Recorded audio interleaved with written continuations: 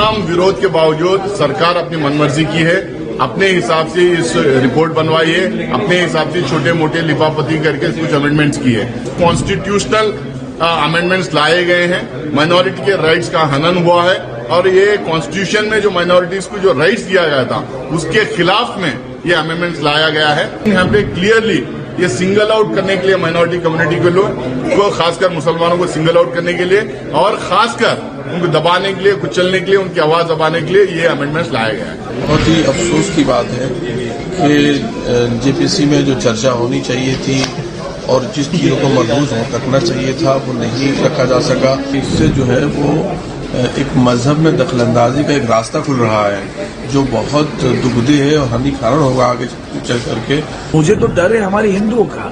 Hindu endowment जो act है उस कानून में प्रावधान है, हिंदुओं के मंदिर में जितने भी कानून है उस कानून में लिखा हुआ है बगैर हिंदू उसके ऊपर कोई भी ट्रस्टी या चेयरमैन नहीं रहेगा। तमाम हमारे 14 क्लाजेज में अमेंडमेंट्स हुए थे, उसका एक अमेंडेड जो बिल था दोनों को मेजॉरिटी के साथ अडॉप्ट किया अच्छे माहौल में सभी सदस्यों ने। ये मालूम है कि जो आज हमारे अमेंडमेंट्स मूव किए थे क्लॉज बाय क्लॉज में उसमें बहुत सी ऐसी बातें हैं कि जिसको कि आज विपक्ष भी जिस पर विरोध कर रहा था शायद वो इशूज भी एड्रेस हो गए हैं।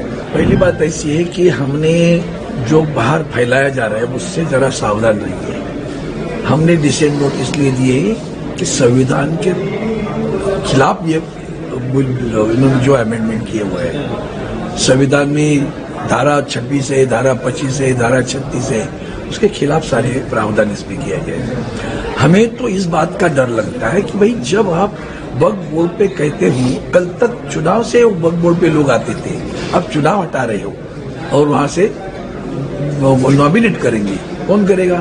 केंद्र सरकार। जो केंद्र सरकार इलेक्शन कमीशन के बारे में कानून बदल सकती है, नियम बदल सकती है, वो यहाँ करेंगे, क्या करेंगे समझ में नहीं आता आपको। तो फिर क्या हो गया? अब मुझे तो डर है हमारे हिंदुओं का।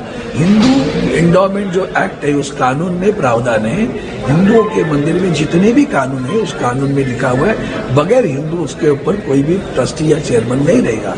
तो वही प्रावधान यहाँ उल्टा क्यों किया आपने कि मुसलमान के उस वक्फ बोर्ड पे दो गैर मुस्लिम हो जाएंगे? इसका मतलब क्या है? कल को आप हमारे हिंदुओं के मंदिर में बेचेंगे। अगर आप संविधान को मानते हो, पैरिटी रखने की बात आएगी, सभी को समान कानून लाने की बात करते हो ना, उसी की बात करते हो ना, तो यहाँ क्या होगा? यहाँ क्या होगा? कल को वो कहेंगे हमारे हिंदू मंदिर में भी गैर हिंदू अगर कोई जाए, हम हिंदू उसको मानेंगे नहीं, फिर उनके ऊपर जबरदस्ती क्यों? कब तक आप लोग को तो दूसरी बात, कलेक्टर को आपने निकाल के हायर डिसीजन करके, लेकिन जहां नहीं चाहिए वहां कलेक्टर बराबर रखा है, तो इसका मतलब क्या है? तो इसीलिए हमने इनको खिलाफ है कि बिल के खिलाफ जो बात है ना कि जो संविधान ने हमारे धारा 26 हो, धारा 25 हो, धारा 36 हो, जो हमारे हक बनाए हुए हैं, उस हक को ही आप अगर उसके ऊपर न्यू पे आप अगर हाथ लगा रहे हो तो इसका मतलब संविधान खतरे में आप कहते हो तो नैरेटिव कहते हो ना सर। कितने तो इसीलिए हमने इसे डिसेंट नोट दिए और वो आज हमने माननीय चेयरमैन साहब को दे दी। सर अपोजिशन की तरफ से कितने डिसेंट नोट लगाए गए हैं? हम सभी अपोजिशन डिसेंट नोट दे रहे, 12 के 12 लोग दे देंगे उसको। देखिए, जितने भी प्रोसीडिंग्स अब तक चले उसके बहुत सारे जो डिस्कशन उसमें हुआ था, बहुत सारे सजेशंस जो आए थे, बहुत इंपॉर्टेंट सजेशन जो आए थे, उसको इसमें इंक्लूड नहीं किया गया। ये तमाम विरोध के बावजूद सरकार अपनी मनमर्जी की है, अपने हिसाब से इस रिपोर्ट बनवाई है, अपने हिसाब से छोटे मोटे लिफाफती करके कुछ अमेंडमेंट्स किए। हम चाहते थे कि बराबरी का सबको हो, देश में जितने समुदाय हैं सबके जो पूजा स्थल हैं, जो धर्म स्थल हैं, जो सबके प्लेसेस ऑफ वर्शिप हैं, सबके लिए गवर्नेंस और एडमिनिस्ट्रेशन में एक पैरिटी हो।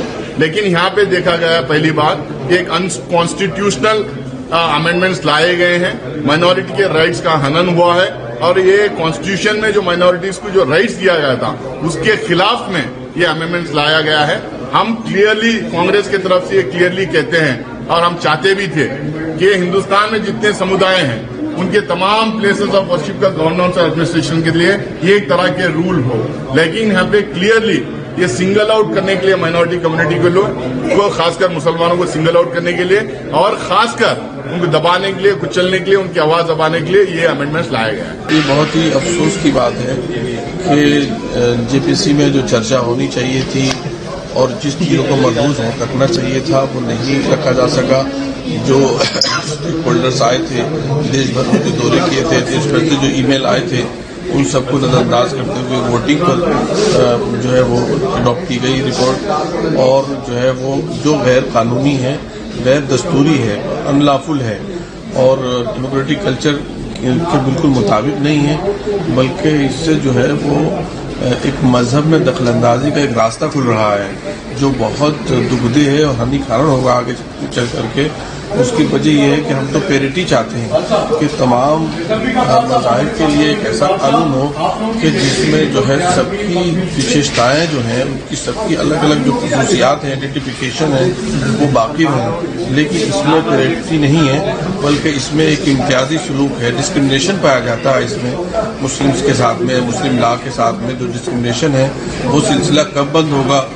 समाजवादी पार्टी इसके लिए आवाज़ उठाती रहेगी कि इसको बंद होना चाहिए। डिस्क्रिमिनेशन का, भेदभाव का जो एक मुस्लिम्स के लिए जो एक सिलसिला चल पड़ा है, समाजवादी पार्टी उसकी मुखालिफत कर रही है, करती रहेगी। आज की बैठक में मैं सभी अपने जेपीसी मेंबर्स को धन्यवाद देता हूं कि जिस तरह से इस ज्वाइंट पार्लियामेंट्री कमेटी ऑन वक्फ जो स्पीकर साहब ने हमें मैंडेट दिया था, उसमें वाकई सभी ने पिछले 6 महीने से लगातार बैठकों में साथ दिया। बैठकों में डिटेल डेलिब्रेशंस हुआ, डिस्कशंस हुआ और डिस्कशंस के बाद आज फाइनली आज जो जेपीसी की ड्राफ्ट रिपोर्ट थी और जेपीसी का जो क्लॉज बाय क्लॉज जो हम लोगों ने 27 तारीख को हमारे 14 क्लॉजेज में अमेंडमेंट्स हुए थे, उसका एक अमेंडेड जो बिल था दोनों को मेजॉरिटी के साथ अडॉप्ट किया अच्छे माहौल में सभी सदस्यों ने। और मुझे मालूम है कि जो आज हमारे अमेंडमेंट्स मूव किए थे क्लॉज बाय क्लॉज में, उसमें बहुत सी ऐसी बातें हैं कि जिसको कि आज विपक्ष भी जिस पर विरोध कर रहा था, शायद वो इशूज भी एड्रेस हो गए हैं। और मुझे लगता है कि ये बिल आने वाले दिनों में जो एक मंशा है कि सरकार की वाकिफ की मंशा को आपने देखा होगा, पहली बार जोड़ा गया कि किसी वाकिफ के वक्त में उसका फ़ायदा पसमानदा को, गरीब को, विमेन को, बच्चों को, आर्फन को मिले। वाकिफ इंटेंट मतलब ये पहली बार हमने इस सेक्शन को जोड़ा है, तो जिसको कि हमारे अडॉप्ट किया गया है।